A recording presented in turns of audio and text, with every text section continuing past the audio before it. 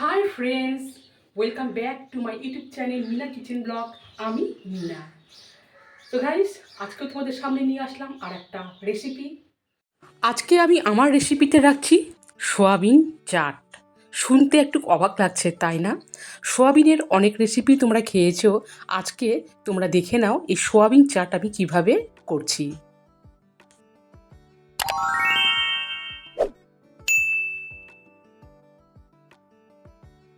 Soybean chaat এই recipe বানানোর জন্য আমি এখানে 1 প্যাকেট সোয়াবিন নিয়েছি। তোমরা চাইলে এর পরিমাণটা বাড়িয়ে বা কমিয়েও নিতে পারো। এরপরে ওভেনে একটি পাত্রে আমি জল বসিয়ে দিয়েছি। জল ফুটে উঠলে এখন আমি এই সোয়াবিনগুলো দিয়ে দিচ্ছি। সোয়াবিনগুলো দেওয়ার পর এখন সামান্য পরিমাণে আমি লবণ অ্যাড করলাম। লবণ দিয়ে আমি একটি চামচ দিয়ে নাড়িয়ে নিচ্ছি। এবারে আমি হাই হিটে রেখে এই সোয়াবিনগুলোকে বয়েল করে নিব। সো গাইস, দেখো, হাই হিটে রেখে এই সোয়াবিনগুলোকে আমি সেদ্ধ করে নিয়েছি। এরপরে আমি এখন এই সোয়াবিনগুলোকে একটি ছাঁকনির মধ্যে রেখে দিয়ে জলটাকে ঝরিয়ে নিলাম। জলটাকে ঝরিয়ে নেওয়ার পরে এইবারে এই ছাঁকনি থেকে এই সোয়াবিনগুলোকে আমি বেশ ভালো করে হাত দিয়ে চেপে নিচ্ছি।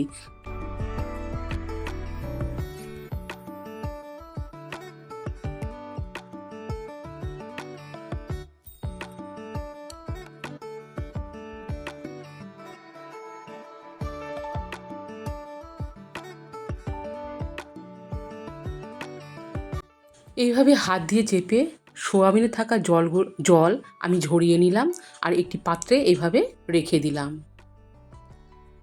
এরপরে একটি পাত্রে আমি আগে থেকে এখানে তেঁতুল রেখে দিয়েছিলাম জলে ভিজিয়ে।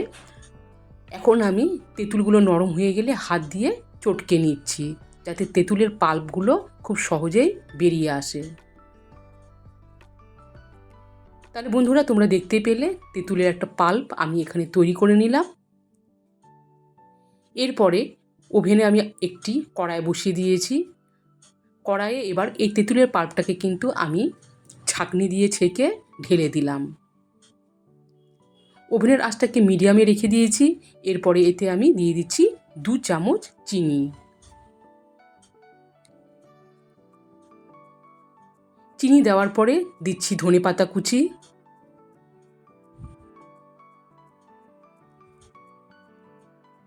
শুকনো লঙ্কার গুঁড়ো। তোমরা এখানে যতটা ঝাল খাবে সেই অনুযায়ী তোমরা এখানে ঝালটা দিতে পারো। তো আমি সামান্য পরিমাণে শুকনো লঙ্কার গুঁড়ো দিয়ে এইবারে এখানে তেঁতুলের একটা ঘন পেস্ট তৈরি করে নেব। তো দেখো বন্ধুরা, তেঁতুলের এখানে একটা ঘন পেস্ট কিন্তু আমি তৈরি করে নিলাম। আর এখানে ওভেনের আঁচটাকে একদম লোয়ে রাখতে হবে। এরপরে এখন আমি এতে দিয়ে দিচ্ছি সোয়াবিন। আর এখানে আছে 2 মিডিয়াম সাইজের সেদ্ধ করা আলু পিস। সেদ্ধ করা আলুর পিস দিয়ে ভালো করে নাড়িয়ে নিচ্ছি। ওভেনের আঁচটাকে আমি কমিয়ে রেখে দিয়েছি। আর হাই হিটে রাখলে এখানে পুড়ে যাওয়ার সম্ভাবনা থাকবে, আর তার জন্য এই সোয়াবিন চাটটা খেতেও কিন্তু একদম ভালো লাগবে না। সো গাইস, দেখো, এবারে আমি এখানে দিয়ে দিচ্ছি একটা বড় সাইজের পেঁয়াজ কুচি। আর পেঁয়াজটাকেও আমি ঠিক এভাবে কেটে নিয়েছি। এরপরে দিয়ে দিচ্ছি কয়েকটা লঙ্কা কুচি, আর তার সাথে দিয়ে দিচ্ছি লবণ।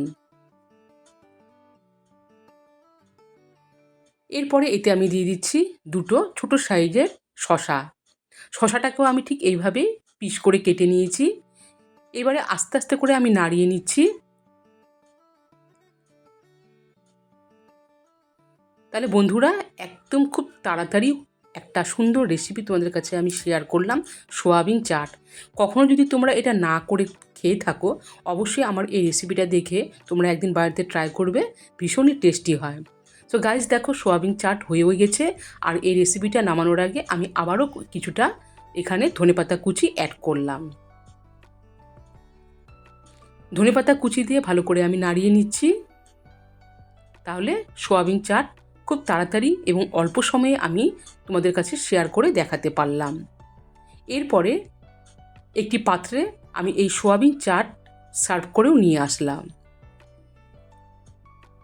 এইবারে আমি এতে কিছুটা গ্রেট করা আদা দিয়ে দিচ্ছি,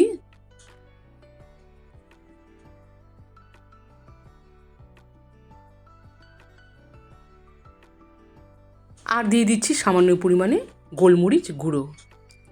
গ্রেট করা আদা আর গোলমরিচ গুঁড়ো দিয়ে এই সোয়াবিন চাটটা তোমরা পরিবেশন করতে পারো।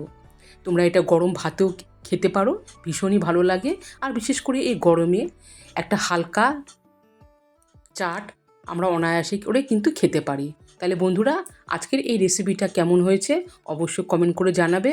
আর যারা দূর থেকে আমার এই ভিডিওগুলো দেখছো, এখনও ভাবছো সাবস্ক্রাইব করবো কি করবো না, তো প্লিজ গাইস আমার এই চ্যানেলটিকে সাবস্ক্রাইব করে দিও এবং পারলে বেশি বেশি করে শেয়ার করে দিও। তাহলে বন্ধুরা, আজকের মতো এই পর্যন্তই। আবারও দেখা হচ্ছে অন্য এক রেসিপির সাথে। সবাই ভালো থেকো, সুস্থ থেকো।